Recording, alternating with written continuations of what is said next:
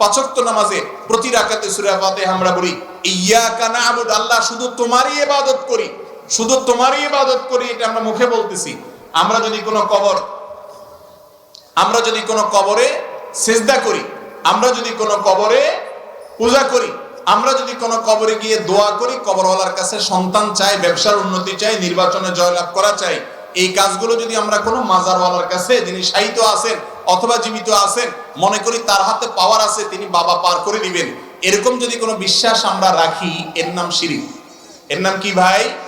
আর এই শিরিক সম্পর্কে আল্লাহ তাআলা বলেছেন, হে রাসূল, আপনাকে ওহী প্রেরণ করা হয়েছে, আপনার আগে সমস্ত নবী রাসূলদের জন্য কমন অর্ডার ছিল, সমস্ত নবী রাসূলদের জন্য একটা কমন নির্দেশনা ছিল, ওহী ছিল,